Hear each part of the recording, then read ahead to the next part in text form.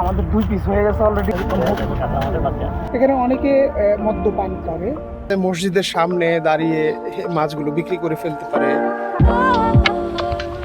বন্ধুরা, দুপুর গড়িয়ে যখন রোডটার তেজ একটু কমে যায় তখনই কিন্তু বাঙালি, ভারতীয়, পাকিস্তানি এরা এই বিচটার এখানে আসে।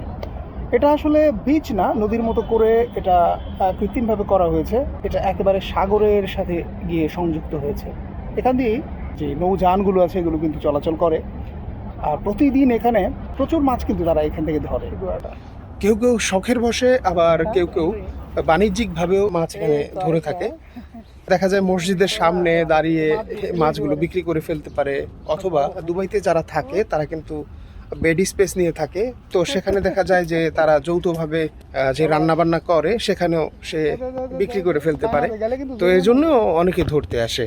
আর এই ক্রিক নদীর একেবারে শেষে ওইদিকে যে মাছ মার্কেট রয়েছে, বিশাল বড় মাছ মার্কেট, যেটাকে ওয়াটার ফ্রন্ট মার্কেট বলে, সেখানে দেখেছি ব্রিজের নিচে যেই জায়গাটা, সেখানে অনেক পাকিস্তানি ভাইদের আমি এরকম মাছ ধরতে দেখেছি। আটা দিয়ে আপনি যদি ধরেন তাহলে কিন্তু এই পুঁটি মাছের মতো এগুলোই পাবেন।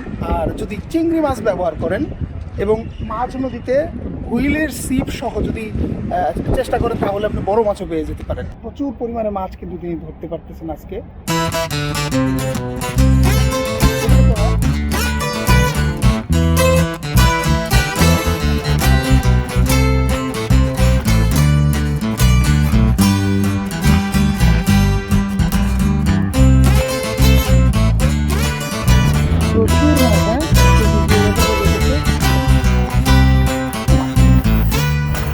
আমাদের 2 হয়ে গেল না, আমাদের 2 পিস হয়ে গেছে অলরেডি। আমরা মানুষ কতজন আছি বাসায়? 7 জন। তাইলে আমাদের আরো 5টা ধরতে হবে মিনিমাম। হ্যাঁ, সবার ভাগে হইতে গেলে জোর লাগাকে হেইও। আর প্রচুর স্বচ্ছ পানি, যেহেতু সাগরের পানি, সাগরের সাথে সরাসরি সংযুক্ত। আর এগুলো আসলে তদারকিও রয়েছে। প্রচণ্ড ভাল লাগছে এই জায়গাটা। যদি আমি এখানেই থাকি, এখানেই আমার আবাস। সবচেয়ে দুঃখজনক যে বিষয়টা সেটা হচ্ছে এখানে অনেকে মদ্যপান করে, পাশাপাশি ওই যে কোমল পানিও আছে, এই জাতীয় যেই ডাস্টগুলো হয় সেগুলো এই পানিতে ফেলে দেয়। তো এগুলো তো আর আরবের, ওরা তো আর কেউ করে না, এগুলো আমাদের মতো যারা বাইরে থেকে এসেছে তারাই এগুলো করে থাকে।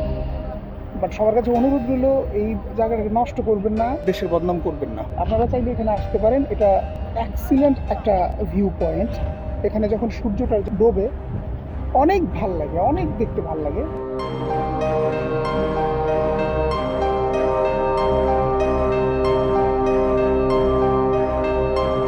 ভালো থাকবেন সবাই, খোদা হাফেজ।